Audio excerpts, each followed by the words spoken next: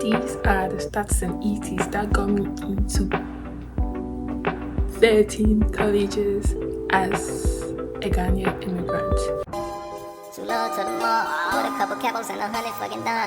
Hi everyone, welcome to today's video. If you're new here, I am Melissa. So today's video is basically going to be about my stats and ECs. If you don't know what ECs are, my statistics, academic statistics and extracurricular activities that I think got me to the school, or what I used to apply to the schools. So I'm going to be answering a few questions and probably read my general essay that I wrote to all the schools.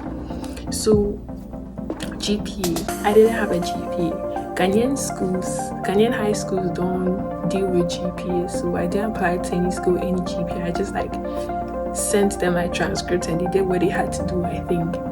And class rank, so we also didn't have this total class rank, or this rank that we did after graduation. We didn't have anything like that.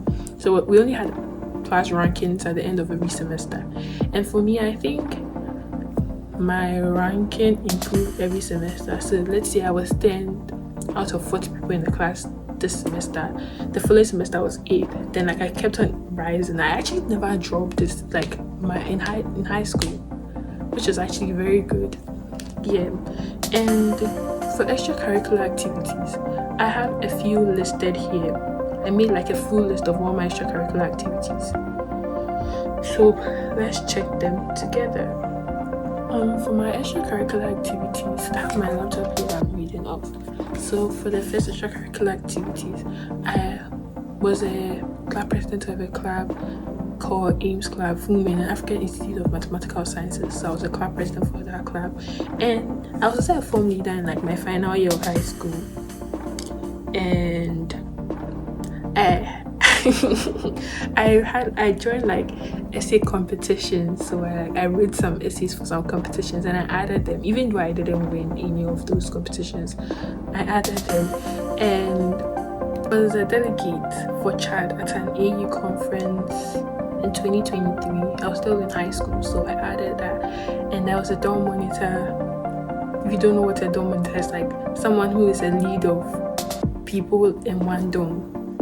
Yeah, I was in a boarding school, so we had dorm monitors. I was a dorm monitor for my dorm in my final year of high school. And I used to write poems, for those who didn't know. So I added that, and I was part of my house council members. It's a group of dorm monitors and we are all called house council members. So yeah, those were the club activities I listed down when I was doing my application, and I explained what I had to do. So I did all of the explanation. I don't want this video to be extra long, so I'm not going to read all of that. And yeah, I forgot to talk about my SET. So I didn't do so well. I didn't do well on my SET. I feel I could have done way better. But I had a 1250 with a 600 in English and 650 in math. The English isn't the normal English I thought was going to be. SET English killed me. But yeah, that was it. And my essays, my personal essay, I wrote on the topic. Why don't I have the topic here? Hold on. Okay, so for my personal essay, I wrote on the topic, share an essay on any topic of your choice. It can be one you've already written, one that responds to a different prompt, or one of your own design. I felt like my essay didn't really answer all the other questions, so I chose this. Oh, and shout out to my cousin Alexis. She helped me edit all my essays. A very good help. Yeah, she helped me so much during my essay writing. I couldn't have written good essays without her help. Yes. So let me just read my general essay. Let me make sure I've answered a lot of questions before I do that. I didn't do any volunteer work, no internships, and I didn't do sports in school. Yeah, so let me read my essay, then I have a little advice I would want to give for Ghanaians who would want to study abroad. Yeah, so my essay, I've already read the topics. This is how it goes. So this, before I start, this essay was like inspired by something that happened in junior high school. I can't really remember the exact situation, but something like this happened. And when I was thinking of something to write, I wrote one already and I was like, let me think of something else. And I feel like this essay isn't really common, like a lot of people wouldn't talk about it, so I just decided to use that. So that's how the essay goes. Sun rays penetrated through the windows as we worked on our assignment. Over the hum of the fans, Kwame asked, why do people even go to Catholic churches? Pretending I hadn't heard him since I wasn't the only Catholic in the room, I continued with my work. Melissa, I know you can hear me. Answer me, he pressed on. My throat became dry, palms sweaty. I hadn't mentally prepared myself to answer the question. I looked up at him and muttered under my breath, what am I going to say? I strongly believed in my church and all its teachings, and I knew that we did some things which were different from other churches, like reciting the rosary and praying through Mary. However, I had never thought of an answer to the question Kwame asked. Gloria jammed in. Even a Catholic can't support her own church, and we are being asked to follow their principles. Her remark got me shaking and my heart sank. I couldn't believe I wasn't doing anything. I got up, tried to explain my denomination from my point of view, but my words were missing.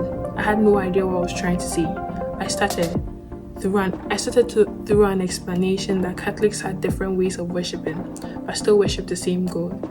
Soon a religious argument broke out, and being so devastated by the turn of events, I began to cry. I was a huge crybaby back then. Soon a religious argument broke out, and being so devastated by the turn of events, I began to cry.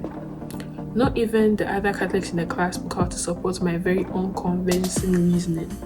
After this day, I spent hours surfing the internet and consulting my grandmother for reasons that were convincing enough to break the stereotypes against the church. While I was doing all this, I got to understand other points of view on religion and understood why my mates behaved so negatively toward the church.